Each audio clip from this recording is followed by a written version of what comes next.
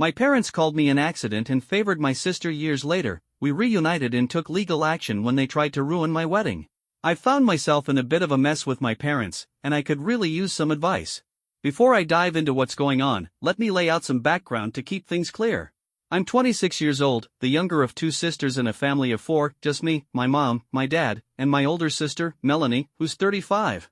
We come from a wealthy background, thanks to my parents running a well-established family business. Because of that, money has never been a concern in our household. I was an unplanned baby, which explains the nearly decade-long age gap between Melanie and me. And to be honest, my parents made sure I never forgot that fact. Since their business had already been thriving by the time I was born, they expected their children to mirror their ambition, career-driven, high achievers, and laser-focused on success. Melanie fit that mold perfectly. She was their golden child, excelling at everything she put her hands on. Meanwhile, I was just average. Not bad at things, but never quite shining the way Melanie did. Because of the age difference, I wasn't around for most of Melanie's formative years, and she didn't go out of her way to include me in her life either. It wasn't like we had any bad blood, there just wasn't much of a relationship, to begin with. The gap between us was never bridged from either side. Over time, I got used to the favoritism. Melanie was their star, and I was just there. I learned to keep my distance, mostly staying out of their way. As long as I didn't cause any trouble that would embarrass them publicly, they didn't seem to care what I did. So, I played along, staying quiet and making sure not to step out of line, even if it meant sacrificing my own freedom. By the time I was in elementary school, Melanie had already graduated high school and moved on to attend a prestigious college. With her gone, my parents suddenly turned all their attention to me, almost as if I were their next big project. The problem was, I had already conditioned myself to be distant.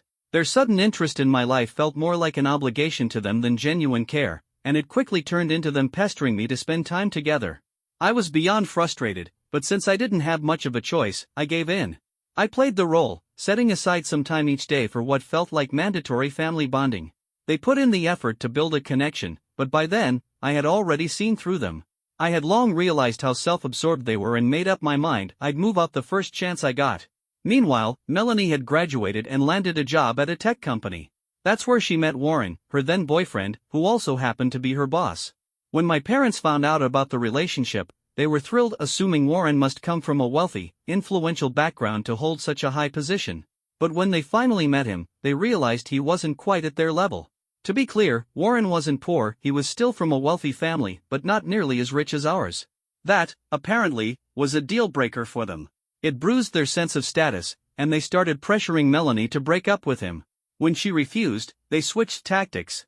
Instead of confronting her directly, they went behind her back and spoke to Warren, acting as if they were concerned about his future. They told him how brave he was for committing to a relationship knowing that Melanie had no plans to have children. The thing is, Melanie had decided long ago that she didn't want kids, but she hadn't told Warren yet. She was planning to have that conversation soon after both families met formally. But my parents beat her to it, using the information as a weapon. Warren was blindsided by the revelation, and as expected, he broke up with her. Melanie had been serious about Warren, he was the one she wanted to marry. But the betrayal from our parents was something she couldn't forgive. She distanced herself from them completely, choosing to stay away from home as much as possible. I wasn't directly involved in all this, but I felt awful for her. I tried reaching out, sending her emails since I didn't have her phone number, but after getting no response a few times, I eventually gave up. My parents, on the other hand, were furious that Melanie had abandoned them. But they didn't let the story spread beyond close family members. By the time all this was happening, I was finishing up high school and had already made my own escape plan. I had worked hard and earned a scholarship to my preferred college, which was about a 2-hour drive from home. That scholarship made me financially independent the moment I graduated. Of course, my parents still tried to convince me to take their money for college, but I saw through it. Accepting their help would mean owing them something later, and I wasn't about to give them that kind of leverage over me. So, I politely declined and went on my way. Over the next few years, my parents seemed more focused on me than on Melanie. I figured something must have gone down between them, but I never asked. They tried to keep in touch, but I didn't entertain their efforts much. They didn't take the hint, though. They even showed up at my college twice unannounced, thinking they could force some kind of relationship. Eventually, I had to put my foot down. I told them to stop coming, and in exchange, I agreed to attend one of their pretentious social events once in a while. At one of these parties, I noticed a shift. My parents, who had been so secretive about their fallout with Melanie, were now openly bad-mouthing her in front of their friends and extended family. Knowing the full story, I couldn't stomach their toxic behavior. I could have confronted them about it, but I knew that would only lead to an irrational, dramatic reaction. Instead, I made up my mind to cut ties for good. I decided I'd keep my distance until I could move out permanently, which wasn't far off. I was just months away from graduation and had already lined up a job. During my final year, I met Elliot. He was in the same batch as me, and while we'd seen each other around before, we really connected during a group project. He was the kindest, smartest guy I'd ever met, and I was the one who made the first move. As we got to know each other better, I learned about his past. Elliot had been abandoned by his parents and spent his entire childhood in the foster system. He worked tirelessly, juggling part-time jobs throughout school, and the only reason he could afford college was because his grandmother had left him an inheritance for it in her will. Despite everything, he was brilliant. By the time we were nearing graduation, he had landed one of the highest-paying job offers in our class. I had also secured a job at the same company, so we made the decision to move in together. The city we were relocating to was far from my hometown, exactly the fresh start I needed. Moving to a new city felt like a win-win situation for me. Not only was I getting a fresh start, but Melanie also happened to live in the same place, which meant there was a high chance of running into her. However, since she had spent years keeping her distance, I decided not to inform her about my move. I waited until my graduation ceremony to break the news to my parents, casually mentioning my new job. I also introduced Elliot, but only as a friend. I knew all too well how intrusive my parents could be, and if they found out he was my boyfriend, they'd dig into every detail of his life. Predictably, they weren't thrilled about me relocating to a city so far from home, but I made it clear that their opinion didn't hold any weight in my decision. I could tell they might have fought me on it if Melanie was still in their lives, but since she had cut ties, the accidental child, was all they had left. So, despite their disappointment, they didn't put up much of a fight. The next few years turned out to be some of the best of my life. Elliot was everything I could have hoped for in a partner, kind, hardworking, and incredibly supportive. It didn't take long for me to realize that he was the person I wanted to spend forever with. I still kept in touch with my parents over the phone, though our conversations were mostly superficial. Over time, they started pushing the idea of marriage, constantly asking when I was going to settle down. If I didn't find someone on my own, they were more than happy to help by setting me up with the son of one of their wealthy family friends. Of course, I hadn't told them about Elliot yet. I still vividly remembered how things played out when Melanie introduced them to Warren, and I had no intention of letting history repeat itself.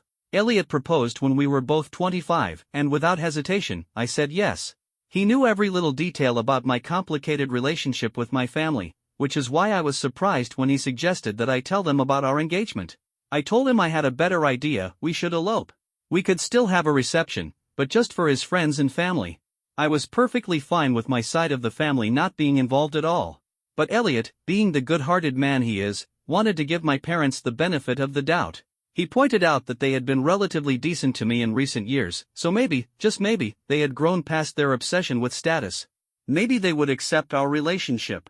I knew better. I knew exactly how this would go.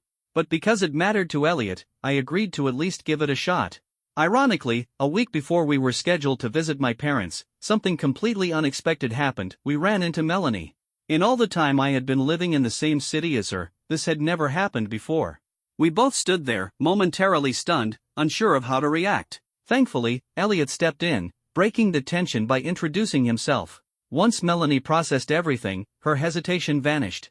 Without warning, she pulled me into a tight hug and immediately asked if we wanted to grab lunch with her. Since we had been out running errands, we figured, why not? That lunch turned out to be full of surprises, but I'll get into that later. For now, all that mattered was that we exchanged numbers and agreed to keep in touch. A week later, Elliot and I finally made our way to my parents' house. When they saw Elliot walk in with me, they were visibly surprised. But as soon as they noticed the engagement ring on my hand, their confusion faded. The reality of the situation hit them immediately. To my surprise, their initial reaction wasn't as explosive as I had feared. In fact, they looked more caught off guard than outright angry. Against all odds, I found myself feeling a tiny spark of hope. Maybe, just maybe, this would go better than expected. My dad took the lead, striking up a conversation with Elliot, asking him about his background and career plans. Elliot, always polite and respectful, answered each question with ease. For a moment, I thought my dad might actually be impressed. And then, the topic of Elliot's childhood came up. The moment Elliot started talking about his early years, his struggles in foster care, his parents abandoning him, everything changed. The expressions on my parents' faces shifted from interest to thinly veiled disappointment. My mother even shot me a pointed look, one that Elliot must have caught because after that, he went quiet. That night, as we were getting ready for bed, I turned to him and asked if he was okay. He brushed it off, saying it was fine. But I knew better. The next morning, we packed up and left. My parents told me to call them once I got back home. I knew Elliot was hurt, and honestly, I wanted to say, "I told you so." But instead, I focused on reassuring him. I told him, no matter what my parents thought, it wouldn't change how I felt. He was the one I wanted to marry, and nothing could stand in the way of that. That seemed to lift his spirits, at least a little. Once we got back, I did what my parents had asked, I called them. But truthfully, I had my own reason for making that call. I wasn't just following up, I wanted to give them a piece of my mind. Right on cue, the second they picked up, the lecture began. How could you possibly be with someone from such a low-class background? You'll never be able to adjust to his lifestyle. You were raised in luxury. How do you expect to live like this? It was as if they had completely forgotten that I had already been living with Elliot for years without any issues. And, of course, they just had to remind me that they could still find me a better match. I let them go on. I didn't argue. I didn't interrupt. I just sat there in silence, waiting for them to finish. And when they finally did, I said just one thing. You're not the bosses of me. And nothing you say is going to stop me from marrying Elliot. Furious, they hung up on me. But what happened next is the real reason I'm sharing this story. After that call, my parents, who hadn't spoken to Melanie in nearly 5 years, suddenly reached out to her. I found out through Melanie herself. They had tracked down her work email from her company's website and sent a message from my dad's account, claiming it was urgent and that she needed to contact them immediately. Melanie, thinking something terrible must have happened, called my dad as soon as she saw the message. He refused to explain over the phone and insisted she come home as soon as possible. Hearing the stress in his voice, she booked the next flight home. When she arrived, she was met with my mother, who immediately burst into tears and pulled her into a hug. My dad led her to the living room, motioning for her to sit. At that point, Melanie was convinced that someone in the family had either died or was gravely ill. So she pressed them, demanding to know what was going on. And that's when they hit her with the big news. They told her I had cut ties with them all because of my poor fiancé. What they didn't know was that Melanie and Elliot had already met. So they kept talking, trashing Elliot's character, twisting the story to make it sound like I had misunderstood their concern and rejected their well-intended advice to leave him. Melanie, horrified by their manipulative tactics, called them out right then and there. They were completely blindsided. Confused by her reaction, they asked why she was taking my side. That's when Melanie finally let it all out, telling them she knew they were the ones who had ruined her relationship with Warren. And for context, the day I ran into Melanie? That's when I found out she hadn't dated anyone since that breakup. I told Melanie that what our parents did, bringing up her choice to be child-free in front of Warren, was completely out of line. That kind of conversation should have been hers to have, on her terms. She let out a dry laugh and admitted that, for years, she had no idea our parents had been the ones to start that conversation. She had always assumed Warren brought up the topic himself, and our parents simply gave an honest answer. Now, knowing the truth, she was furious. She had moved on from the situation, not because she had forgiven them, but because she didn't see the point in reopening old wounds. But now, seeing them try to pull the exact same stunt with me, she wasn't about to let it slide. The moment Melanie started speaking, my parents went silent. They must have realized their usual manipulative tactics, the guilt-tripping, the fake tears, weren't going to work anymore. She didn't hold back. For over an hour, she laid it all out, every single thing they had done to control our lives, every underhanded move they had made to manipulate us as children. It was as if years of frustration had finally boiled over. Of course, our parents didn't take it well. They tried to defend themselves, insisting that everything they had ever done was for our protection. But Melanie was done. She made it crystal clear that she wanted nothing to do with them anymore.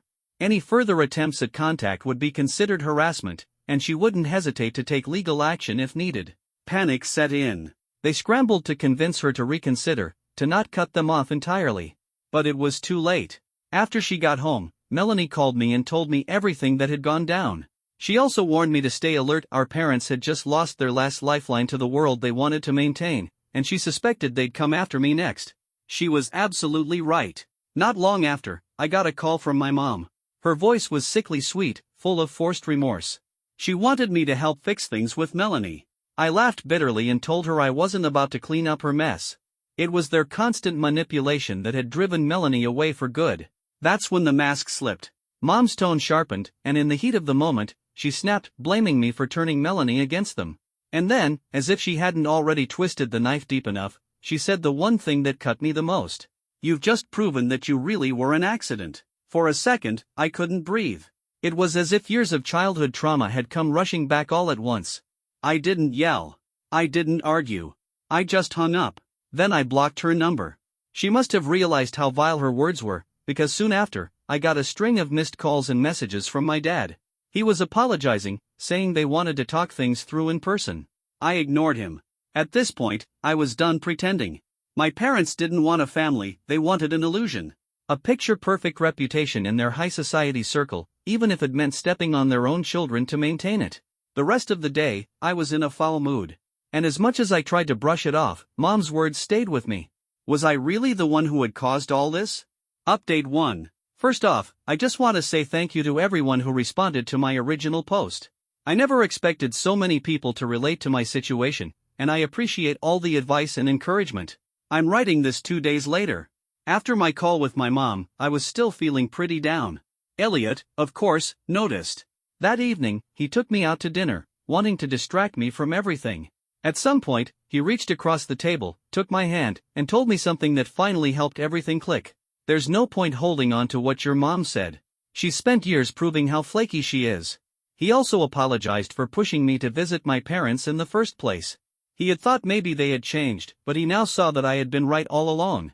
I told him it was okay, thanked him for standing by me, and reassured him that, no matter what, he was my priority now. The next day, I met up with Melanie, and we had a long, overdue heart-to-heart. We bonded over how, for as long as we could remember, our parents had treated us like showpieces rather than daughters. She also told me everything they had said about Elliot, and as much as it infuriated me, I decided to let it go. Arguing with them was pointless. At one point, I asked her, "Did I push you into cutting them off?" She shook her head and said she had been thinking about it for a long time. It wasn't like they had been present in her life these past few years anyway. The final straw was when they reached out, not because they missed her, not because they wanted to make amends, but because they were desperate to protect their reputation. That moment, she realized something: they didn't care about either of us. They only cared about what we represented to the outside world. And I agreed with every word she said. By the time we left, I had already made up my mind. I was done. Just like Melanie, I was cutting ties with our parents for good. Despite everything, there was one bright side to all of this: Melanie and I had finally reconnected. We got along so well that we decided to make these meetups a regular thing. Since I lived in a different city, I was thankfully spared from whatever gossip was surely circulating after Melanie's blow-up with our parents. And to my surprise, I hadn't received a single call or message from them since. I could only hope it stayed that way. Update 2. A lot has happened since my last update. I'm writing this a month later, and things have taken a turn. After my conversation with Melanie, I sat down with Elliot and we talked about our wedding. That's when I realized I did want a wedding. But only under one condition: I didn't want my parents anywhere near it. Not inviting them would be my way of making it official, my final act of cutting them out of my life for good. So, we made a plan. We announced our wedding on Facebook, using it as a save the date for close friends and family. Naturally, my parents were blocked. Melanie was actually the first one to get an invite, and she didn't hesitate for a second before accepting. Not only was she coming, but she also agreed to be one of my bridesmaids. Everything was going smoothly. The wedding planning was stress-free. For the first time in a long time, I felt completely at peace. Until one day, when everything changed. A few days after we announced the wedding, I got an email from my dad's company address. At first glance, it looked like some generic business correspondence, but it didn't take long for the real message to emerge. The email quickly shifted from company updates to a long-winded apology. Dad had apparently found out about my wedding through the grapevine. One of my friend's parents must have mentioned it to him. He went on about how he had reflected on my relationship with Elliot and admitted that they had been too harsh on him. He begged for another chance to make things right. I didn't hesitate. I shot back a short and direct response: too little, too late. Then, I blocked his email. The following week, Melanie and I were out shopping, chatting excitedly about wedding plans, when my phone rang. It was my maternal grandmother, Granny. Growing up, Granny and I had been incredibly close, and she was one of the few people from my family I actually wanted at my wedding. So, naturally, I picked up the call expecting something pleasant. What I got instead was a full-blown screaming match, except I was the only one staying silent. She launched into a tirade, accusing me of being evil for shutting my parents out of such an important moment in my life. I was so caught off guard that I just stood there, frozen, while she continued her rant. Melanie, noticing my expression, wasted no time. She grabbed the phone straight out of my hands and held it up to her ear. The moment Granny realized she was now speaking to Melanie, she fell silent. She must have known there was no easy way out of this. Melanie didn't hold back. "If this is how you feel," she said, "then maybe you shouldn't come to the wedding." Granny started stammering, but Melanie wasn't finished. She reminded her that, all those years ago, she had sat back in silence while our parents treated us like props instead of daughters. And now, she suddenly wanted to interfere? That, Melanie told her, was disgraceful. That's when the truth came out. Granny admitted that my mom had called her, feeding her a completely twisted version of the story. According to Mom, I had cut them off because my fiancé didn't like them. Melanie wasn't having it. "You're old enough to know better than to fall for Mom's manipulative tactics," she snapped. "If you really want to be at this wedding, you'll have to apologize." And with that, she hung up. Not even 5 minutes later, my phone rang again. It was Granny, her tone completely different this time. She begged me not to uninvite her. I told her she could still come, but only after she apologized. She did. That was the moment I realized something. Melanie and I might not have been close growing up, but she was still my big sister. She was still willing to fight for me when it counted. Right then and there, I made a decision. I turned to Melanie and asked, "Will you walk me down the aisle?" She blinked in surprise, her expression softening before her eyes welled up with tears. We both got emotional. Then she nodded. "Of course, I will." That night, I went home and told Elliot everything that had happened. If I was happy about Melanie playing such a major role in my wedding, he was ecstatic. Things had been quiet since then, but knowing my parents, I had a feeling this wasn't over yet. I just hoped we could make it to the wedding day without any more drama. Update 3. Since a lot of people asked for an update, I'm writing this 3 months later. And this will be my final one. First, the good news: Elliot and I got married last week. But, as expected, the road to the wedding wasn't without its complications. Right before the big day, my parents pulled one last stunt. They took to social media to post their version of events, painting themselves as victims of their thankless daughters, abandoned in their old age. And, of course, they didn't stop there.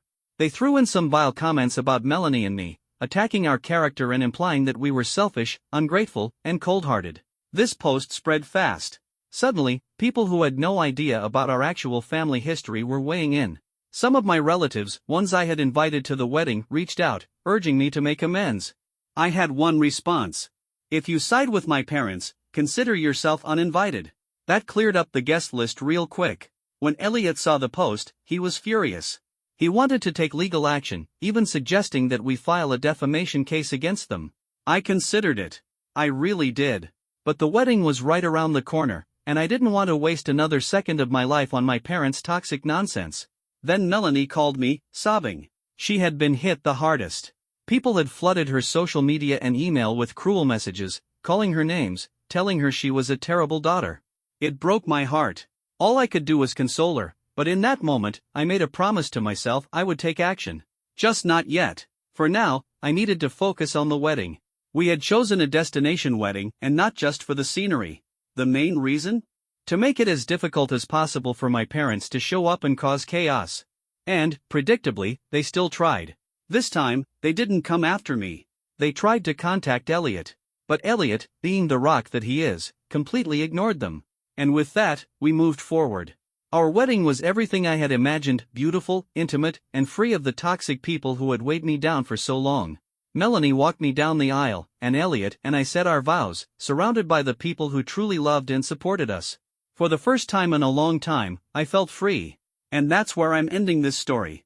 I don't know what the future holds when it comes to my parents, but one thing is for sure. They no longer have a hold on me. Our wedding day turned out exactly how I had hoped. Only the people I truly wanted there were present. Melanie giving me away to Elliot was one of the most emotional moments of my life, and I wouldn't have had it any other way. Another unexpected but wonderful thing happened that day. Melanie and one of Elliot's groomsmen really hit it off. She later told me that she saw something there and was considering giving dating a shot. Not long after, Elliot confirmed that they had officially started seeing each other. We were all thrilled for them. After everything Melanie had been through, she deserved someone great. Once Elliot and I returned from our honeymoon, I knew there was one last thing I needed to take care of. I called Melanie and asked if she wanted to move forward with a joint defamation case against our parents. She didn't even hesitate before agreeing.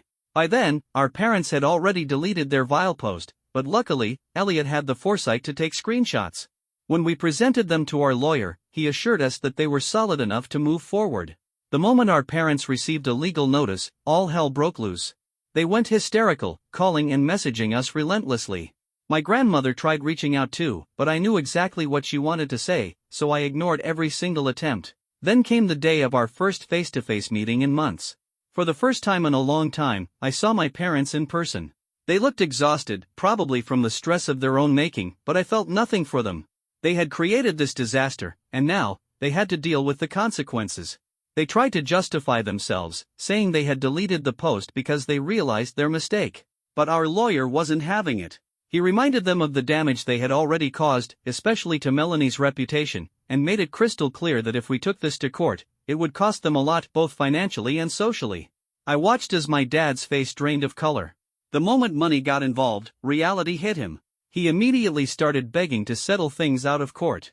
Melanie, on the other hand, was in no mood to let them off easy. She wanted them to suffer, to finally feel the consequences of their actions. But Elliot and I convinced her to take a different approach, one that would put an end to their manipulation once and for all. Instead of suing them, we offered them a deal. 1. They had to issue a public apology on both their personal and business social media accounts. 2. They had to sign a legal contract stating that they would never contact me or Melanie again. If they did, they would face legal action. They asked for time to think about it, but by the next day, they had agreed. And just like that, it was over. They published a full apology, admitting their mistakes and retracting everything they had said about us. They also signed the contract, legally severing our relationship. My mom actually looked genuinely remorseful. She even apologized a few times before signing the contract. But it was too late for that. Many of our relatives, ones who had previously bashed us, started crawling back, suddenly wanting to make amends. But I wanted nothing to do with the drama.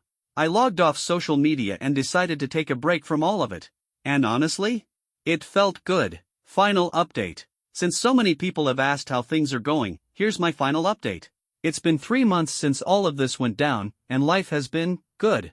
For a while, Elliot and I were busy handling calls and tying up loose ends, but once we fully stepped away from social media, we were able to just live. And here's some big news. I recently found out I'm pregnant. The sheer joy of knowing we're bringing a new life into this world has been overwhelming in the best way possible. Elliot is over the moon, and honestly, this news has kept us both focused on what really matters, our future. As for Melanie, she had to deal with some residual backlash after the apology, especially because she was the one who had spoken out so boldly against our parents. But she handled it like a pro and came out even stronger. Oh, and remember Elliot's groomsman that she clicked with at the wedding? They've been dating for 2 months now, and things are getting serious. She even hinted that an engagement might be coming soon. When I told her about my pregnancy, she lost her mind in the best way possible. She's already making plans to be the cool aunt, and I know she's going to be amazing at it.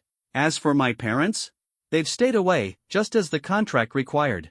I haven't bothered to keep up with their whereabouts, and I don't care to. I did visit my grandma last week. She mentioned that my mom had started going to therapy after everything that happened. I simply shrugged and changed the subject. I know some people might say that cutting off my parents was too harsh, but after everything they put me and Melanie through, from childhood to adulthood, forgiveness just wasn't an option. They didn't lose me because of one mistake. They lost me because of years of emotional manipulation, control, and betrayal. And a half-hearted apology wasn't enough to fix that. So, this is where my story ends. I have an incredible husband, a wonderful sister, and a beautiful future ahead. And for the first time in my life, I finally feel free.